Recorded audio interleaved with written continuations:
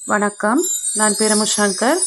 எங்களது அன்பு அக்கறை அறுசுவை சேனலுக்கு உங்களை அன்புடன் வரவேற்கிறேன். அன்பினால் செய்கிற ஒவ்வொரு காரியமும் ஆனந்தத்தை கொண்டு வந்தே தீரும். இன்றைக்கி நம்ம சேனலில் குடியரசு தின ஸ்பெஷலாக வர்ணத்தில் நான் ஒரு கேக் செஞ்சு காட்ட போகிறேன். இது ரொம்ப எளிமையான முறையில் வீட்டில் இருக்கக்கூடிய பொருட்களை கொண்டு அருமையாக நம்ம செய்யலாம். இது எப்படி செய்கிறதுன்னு நம்ம இப்போ பார்க்கலாம். அதுக்கு நான் புளிப்பே இல்லாத அன்னைக்கு அரைச்ச தோசை மாவு 3 கப் எடுத்துருக்கிறேன். இது தோசை மாவில் செய்யக்கூடிய ஒரு இனிப்பு கேக் ரொம்ப அருமையாக இருக்கும். மாவு நல்லா கெட்டியாக இருக்கணும், புளிப்பு இருக்கக்கூடாது. இனிப்புக்கு நம்ம பவுடர் பண்ண சுகர் எடுத்துக்கணும். இந்த ஒவ்வொரு கப் மாவுலையும் 2 டீஸ்பூன் அளவுக்கு நம்ம இனிப்பு சேர்த்துக்கலாம். இதுக்கு நம்ம இனிப்பு கொஞ்சம் குறைவாக தான் சேர்க்கணும். சீனி அதிகமாக நம்ம சேர்த்தோன்னா மாவு ரொம்ப தண்ணி ஆயிரும். அதனால் நான் 2 ஸ்பூன் அளவுக்கு தான் சேர்த்துருக்கிறேன். இப்போ இது கூட நான் வாசனைக்காக வெனிலா எசன்ஸ் சேர்க்குறேன். ஒவ்வொரு கப்லேயும் 1/4 டீஸ்பூன் மட்டும்தான் நான் இப்போ சேர்க்குறேன். வெனிலா எசன்ஸ் வேண்டாம் அப்படின்னு நீங்கள் நினச்சிங்கன்னா அதுக்கு பதிலாக நம்ம ஏலக்காய் பொடி சேர்த்துக்கலாம். அதுவும் ரொம்ப சுவையாக இருக்கும். இது கூட நான் பொடிச்சு வச்ச முந்திரி பருப்பும் கொஞ்சமாக சேர்த்துக்கிறேன். இப்போ நான் மூவர்ண கொடி கலரில் செய்ய போகிறேங்கிறனால 1 கப்பில் க்ரீன் கலரில் ஃபுட் கலர் சேர்த்துக்கிறேன். அதை நம்ம நல்லா கலந்து விட்டுறலாம். நடுவில் உள்ளது வெள்ளை மாவு அப்படி இருக்கட்டும். 3வது கப்பில் ஆரஞ்சு கலர் ஃபுட் கலர் சேர்த்து அதையும் நம்ம நல்லா கலந்து விட்டுறலாம். இப்போ கேக் மாவை ஊற்றுறதுக்கு நம்ம அடியில் ஃப்ளாட்டாக இருக்கிற மாதிரி ஒரு சில்வர் பாத்திரத்தை எடுத்துக்கலாம். இல்லை அப்படின்னா கேக் டின்னே நம்ம பயன்படுத்தலாம். இப்போ அதில் அடியில் நான் பச்சை நிற மாவை நான் சேர்க்குறேன். அதை நல்லா நம்ம சமன்படுத்தி விட்டுறலாம்.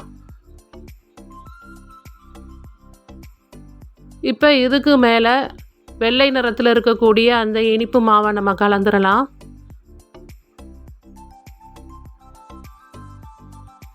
அதையும் நம்ம நல்லா சமன்படுத்தி விட்டுறலாம். இப்போ அதுக்கு மேலே ஆரஞ்சு வண்ணத்தில் இருக்கக்கூடிய மாவை நம்ம சேர்த்து ஒரு கடாயில் கொஞ்சமாக தண்ணி விட்டு நல்லா சூடானது அதில் ஒரு ஸ்டாண்டு வச்சு அதுக்கு மேலே நம்ம இந்த கேக் மாவு கலந்து வச்சுருக்கக்கூடிய டின்னை நம்ம வச்சு மூடி போட்டு மூடிடலாம். இட்லி கொப்பரையிலையும் வச்சு நம்ம அவிக்கலாம். இப்போ இது அவியறதுக்கு கரெக்டாக 15 நிமிஷம் ஆச்சுது. ஒரு ஸ்டிக்கு வச்சு நம்ம நல்லா உள்ளே குத்தி பார்த்தோம் அப்படின்னா நமக்கு அதில் எதுவும் ஒட்டாமல் வந்ததுன்னா நமக்கு இந்த கேக் ரெடி ஆகிட்டுன்னு அர்த்தம். இப்போ பார்த்திங்கன்னா நமக்கு இந்த கேக் நல்லாவே ரெடி ஆகிட்டுது. இது வேகிறதுக்கு சரியாக 15 நிமிஷம் ஆச்சுது. இப்போ இதை எடுத்து நல்லா ஆற வச்சிடணும். ஆறுனதுக்கப்புறம் கேக் டீன்லேருந்து நம்ம வெளியே எடுக்கலாம். இது நாங்கள் சின்ன குழந்தைங்களாக இருந்தப்போ பிறந்தநாள் வந்துச்சுன்னா கண்டிப்பாக வீட்டில் இட்லி கேக் செய்வாங்க எங்கள் அம்மா. ரொம்ப அருமையாக இருக்கும். சின்ன குழந்தைங்களுக்கு இது செஞ்சு கொடுக்குறப்ப ரொம்ப ஆசையாக சாப்பிடுவாங்க. இப்போ பாருங்கள், நமக்கு வர்ணத்தில் அருமையான இட்லி கேக் ரெடி ஆகிட்டுது. நான் இதில் இனிப்பு ரொம்பவே கம்மியாக தான் சேர்த்துருக்குறேன். உங்களுக்கு இன்னும் கொஞ்சம் இனிப்பு வேணும் அப்படின்னு நினச்சிங்கன்னா எனக்கு கொஞ்சம் சேர்க்கலாம். இதுக்கு மேலே நம்ம கொஞ்சமாக பவுடர் சுகர் தூவிட்டு நம்ம சாப்பிட்றப்ப நமக்கு அந்த இனிப்பு சரியாக இருக்கும். இப்போ அதை நான் கட் பண்ணுறேன், பாருங்கள் எவ்வளோ அருமையாக இருக்குதுன்னு. சின்ன குழந்தைங்களுக்கு இந்த மாதிரி நம்ம செஞ்சு கொடுத்தா ரொம்ப விரும்பி சாப்பிடுவாங்க.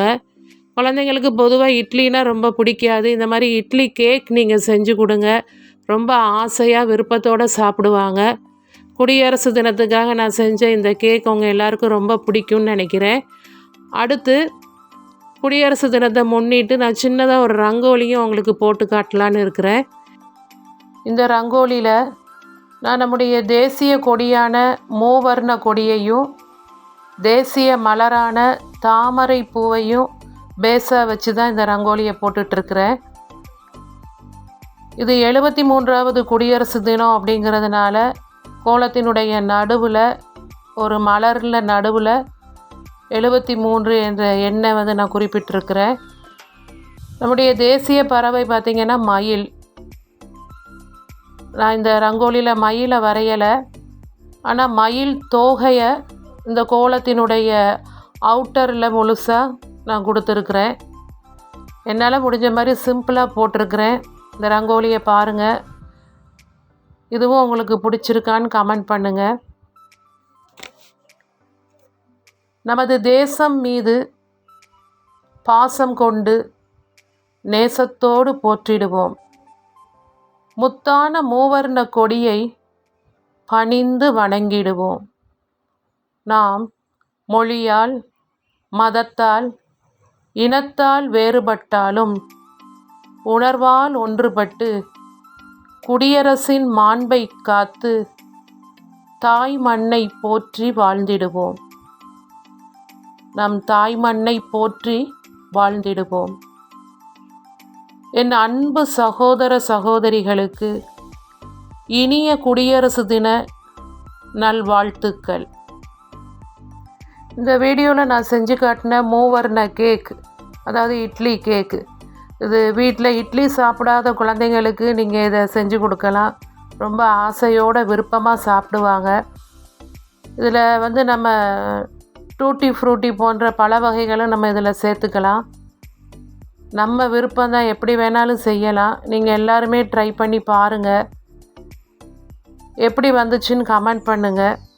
இந்த ரங்கோலியும் உங்களுக்கு பிடிச்சிருக்குன்னு நினைக்கிறேன். பிடிச்சிருந்ததுன்னா கண்டிப்பாக லைக் பண்ணுங்கள், ஷேர் பண்ணுங்கள். நம்ம சேனலை மறக்காமல் சப்ஸ்கிரைப் பண்ணுங்கள். அனைவருக்கும் இனிய குடியரசு தின நல்வாழ்த்துக்கள்.